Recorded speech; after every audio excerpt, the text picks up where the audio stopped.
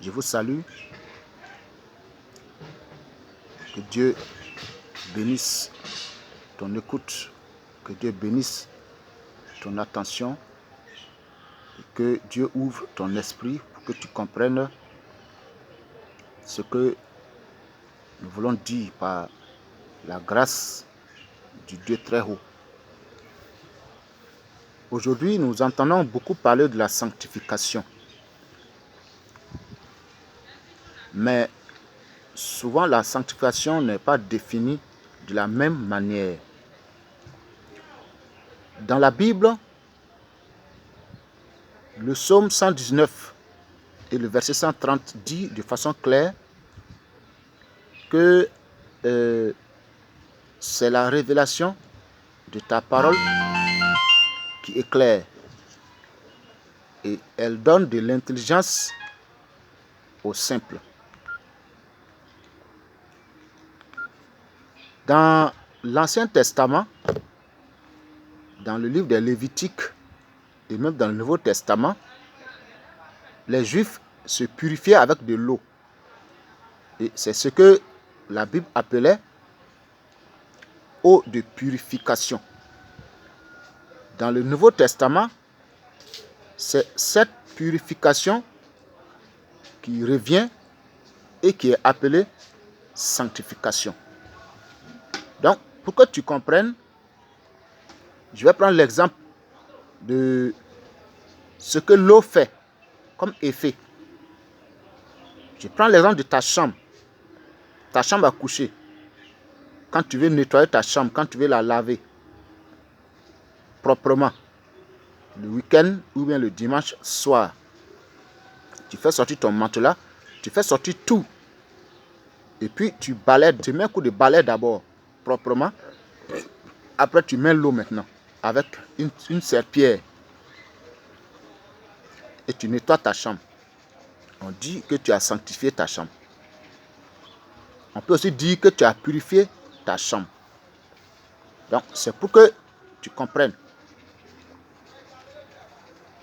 Maintenant, dans le royaume, en Dieu, la sanctification se passe comment? Il y en a qui pensent que la sanctification, c'est le fait de vivre sans commettre un péché.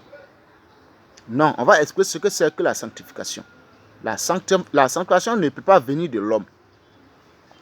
Non. Dans le livre aux Hébreux, chapitre 10, versets 7 à 10, voici ce que l'Écriture enseigne. L'Écriture dit de façon claire dans l'Épître aux Hébreux, j'allais dire de Saint Paul aux Hébreux. Beaucoup sont en train de polémiquer sur l'origine de cette épître qui a écrit l'Épître. D'autres même vont jusqu'à mentir, ils disent que c'est Dieu lui-même. Or, ce n'est pas écrit que c'est Dieu lui-même qui a écrit l'Épître.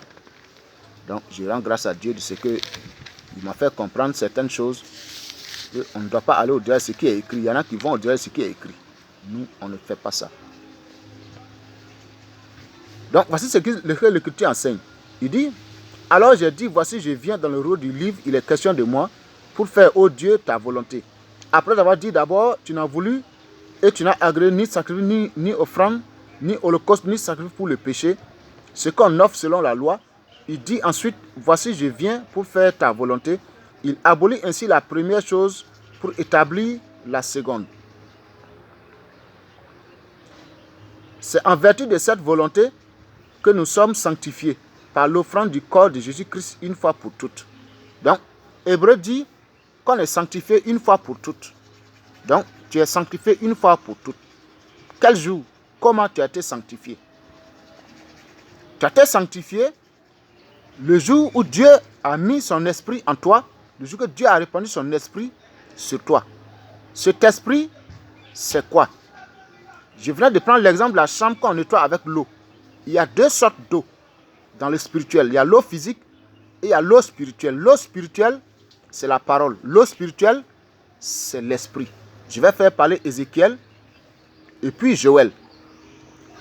Dans le livre d'Ézéchiel, le chapitre 36, versets 25 à 27, Ézéchiel dit que Dieu enverrait une eau pure et nous serons purifiés. Il nous purifierait de toutes nos souillures et de nos idoles. Et il mettra son esprit en nous. Ça, c'est Ézéchiel. De son côté, le prophète Joël dit dans Joël 2, 28, il dit que je répandrai mon esprit sur toute chair. Je répandrai mon esprit sur toute chair. Vos fils et vos filles prophétiseront. Donc, c'est l'eau de Ézéchiel 36, c'est l'esprit de Joël 28. Seulement, le même mot n'a pas été utilisé. Joël a utilisé répandre. Et Ézéchiel a écrit l'eau pure pour purifier. Mais c'est la même chose. Amen. Alors, donc, maintenant, tu es sanctifié une fois pour toutes. Ça veut dire quoi? De quoi? Tu es sanctifié de la nature animale et de sa vie propre que tu as eue depuis Adam. Parce que Adam était un homme impur, parce qu'il est sorti de la boue. Tu peux lire ça dans Job 33, verset 6. Dans le Coran également. Tu peux lire ça dans Ésaïe 64, où Ésaïe dit de façon claire, dans Ésaïe 64, verset 6, que devant Dieu, nous sommes tous des impurs. Impur, là, c'est un mot qui est bien placé. L'homme est impur de nature. Et dans Job 4, verset 17, Job même s'écrit. Job dit, est-ce que l'homme peut être pur envers celui qui l'a fait? Ce n'est pas possible. Donc l'homme est un impur de nature. Dieu l'a créé comme un cochon. Donc pour que sa nature change, il faut que l'eau du ciel descende comme la pluie qui descend sur les feuilles d'un arbre qui est à côté d'une route, dont les feuilles sont devenues sales par la poussière des voitures. Maintenant, quand l'eau descend du ciel, l'eau purifie les feuilles et tu vois les feuilles deviennent vertes et propres. C'est ce que la Bible appelle la sanctification selon l'Écriture, la sanctification selon Dieu. Donc, on est sanctifié une fois pour toutes. Dans le jour de la Pentecôte, la Bible dit que quand l'Esprit Saint est venu comme un vent impétueux, tous les disciples se mirent à parler en de nouvelles langues. Tu lis ça en Acte 2. Et dans Jérusalem même, quand l'Esprit s'est répandu, les gens se sont mis à parler dans de nouvelles langues. Donc, l'Esprit a été donné à tous les hommes. Donc, Dieu a sanctifié tous les hommes, selon Joël 2, verset 28. Il dit, je répandrai mon esprit sur toute chair. Donc, actuellement, à l'heure où je te parle, ça, c'est déjà accompli. C'est l'Esprit de Dieu. Alors, maintenant, tu vas dire que certains disent non, la sanctification, c'est quand tu pêches, c'est quand tu évites de pécher. Maintenant, quand tu pêches, tu n'es plus sanctifié. Non, ce n'est pas ce que ça veut dire. Hein. On est sanctifié une fois pour toutes. Au moins, ça c'est écrit dans Hébreux 10, verset 7 à 10. Maintenant, quand tu es sanctifié, quand tu es propre, si tu repars dans ton ancienne vie, dans tes anciennes choses que tu faisais quand tu ne connaissais pas Dieu, quand tu étais dans l'ignorance, comme Éphésiens le dit dans Éphésiens 4, verset 17, tu te salis encore. C'est en ce moment on dit que tu te souilles. La première fois que je voulais me marier, j'ai voulu un jour commettre un péché sexuel avec ma fiancée, c'est-à-dire avant la dot. Et c'est quand j'ai voulu passer à l'acte que j'ai entendu une voix douce qui m'est parvenue. Et la voix disait, ne te souille pas. Se souiller, c'est se salir. C'est ce jour où j'ai compris que quand tu as reçu l'Esprit de Dieu déjà, tu es propre. Si tu reposes un acte charnel, tu te salis. On va vérifier ça dans l'Épître aux Corinthiens. Donc, tu es sanctifié une fois pour toutes. Jésus a dit à une femme adultère, va et ne pêche plus. Tu t'es sanctifié, alors ne pêche plus, ne refais plus les mêmes choses que la chair affectionne. Car la Bible dit que la chair a des désirs contraires à ceux de l'esprit. L'esprit, c'est Dieu. La parole, c'est Dieu. Car la Bible dit dans Jean qu'au commencement était la parole, et la parole était avec Dieu, et la parole était Dieu. Donc, on va prendre 1 Corinthiens, chapitre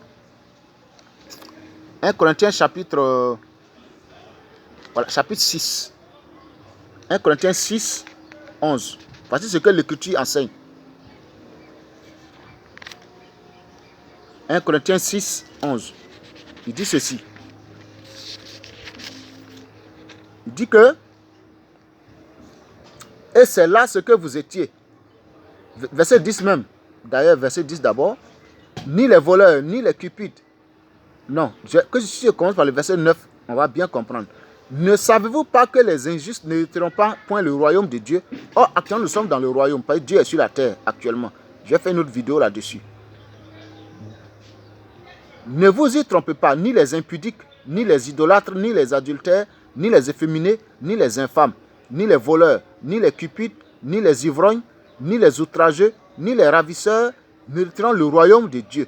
Et c'est là ce que vous étiez, quelques-uns de vous. Mais vous avez été lavés, mais vous avez été sanctifiés, mais vous avez été justifiés au nom du Seigneur Jésus-Christ et par l'Esprit de notre Dieu. Donc, cet esprit-là, cet esprit qui nous a sanctifiés là, c'est l'eau pure qui devait venir du ciel. Cette eau-là, c'est l'eau dont le prophète Ézéchiel a parlé. Et Jésus-Christ va venir accomplir cette prophétie. Il faut que je lise ça aussi.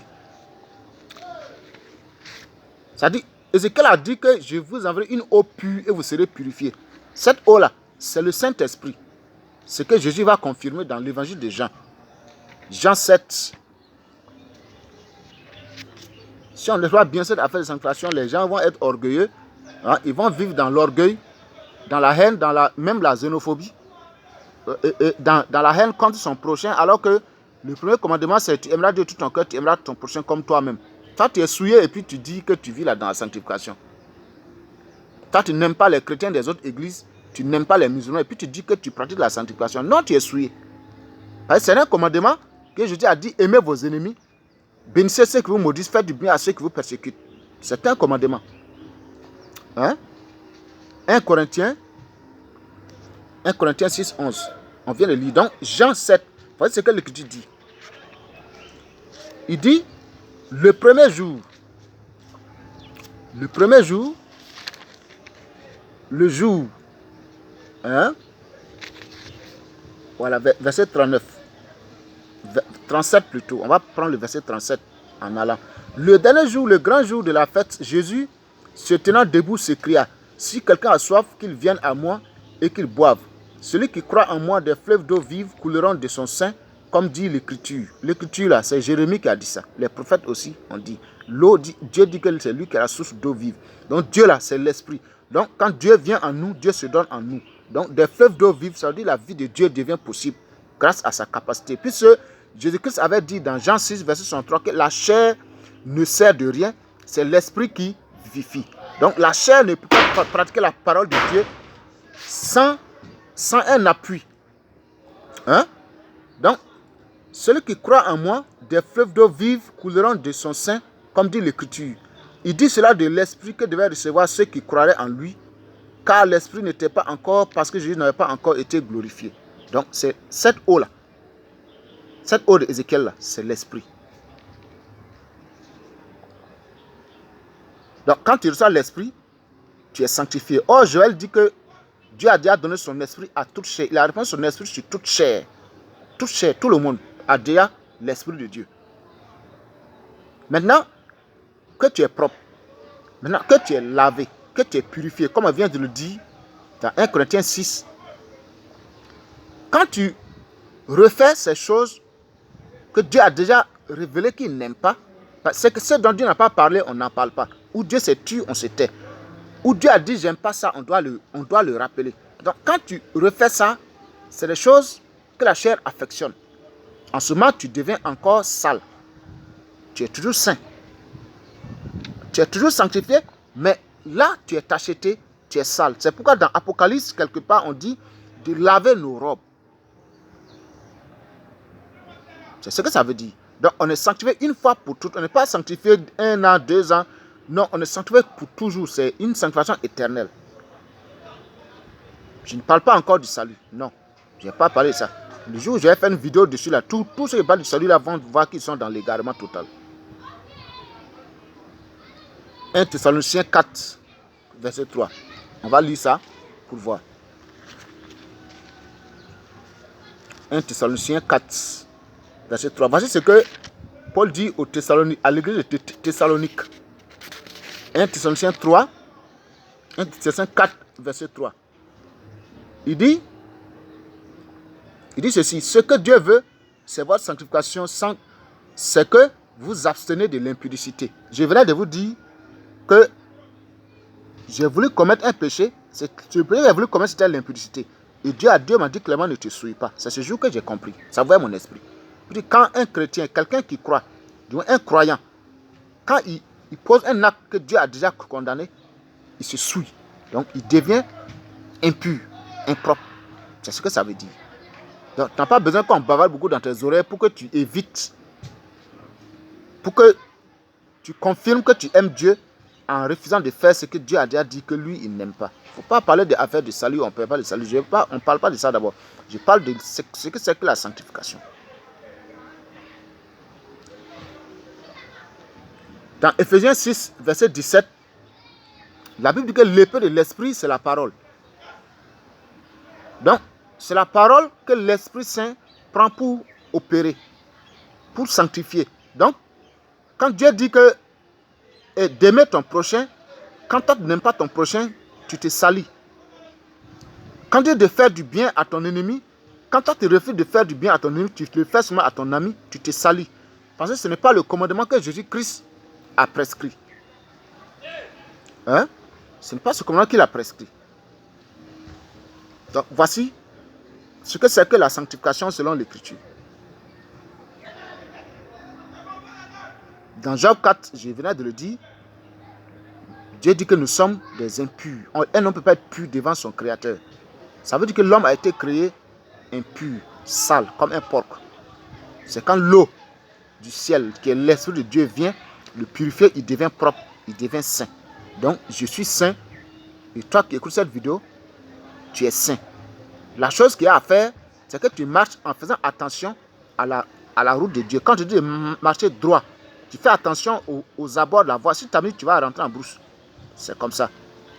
Dieu m'avait dit à Abraham que sa postérité devait marcher dans la droiture et dans la justice. Donc voici la vidéo que je voulais faire pour parler de ce que c'est que la sanctification. Hein? La sanctification, c'est quoi selon l'Écriture? Voilà. Donc, on est sanctifié une fois pour toutes. On était impur. Maintenant, on a été purifié de ces œuvres de la chair, là, de ces œuvres de la vie animale. Là. On a reçu l'esprit pour vivre dans une vie nouvelle, dans un esprit nouveau maintenant. C'est ce qui nous caractérise maintenant, c'est l'obéissance à ce que Dieu a dit. Quand Dieu dit ça, là, je n'aime pas, tu évites. Quand Dieu dit ça, là, j'aime, tu persévères dedans, tu persévères dedans. C'est en ce moment que tu maintiens ta propreté. C'est-à-dire ton habit qui est propre. Donc, voici ce que c'est que la sanctification. Un croyant, donc, qui dit qu'il pratique la sanctification et qui en parle avec tous ses voisins, alors que la Bible dit soyez en paix avec tout le monde, autant que cela dépendra de vous, c'est que tu es sale. Tu es saint, c'est vrai, mais tu es impur, tu es souillé. Tu es souillé. Un croyant qui prémédite du mal contre quelqu'un, il sait que du mal arrive à quelqu'un qui n'est pas d'accord avec son bord spirituel, son bord religieux, tu es souillé. Tu es saint. Tu as été sanctifié comme tous les autres hommes, mais tu es sale devant Dieu. Donc, remets ces choses en cause et revois ta vie spirituelle là. Et sors des mensonges que ceux qui prêchent la sanctification sans bien expliquer, sans comprendre le fond là. Voilà, sors de ça, de ces choses, afin que tu sois véritablement libre. Jésus-Christ pouvait dire que vous connaîtrez la vérité et la vérité vous rendra libre. Voici la vérité que tu viens de savoir maintenant sur la sanctification. Donc, que le Dieu du ciel qui m'a envoyé pour te faire cette vidéo, pour que tu l'écoutes, te bénisse, qu'il t'accorde sa grâce, qu'il éveille ta conscience, afin que tu attrapes tes patins et que tu puisses rouler sur ton vélo bien. Amen.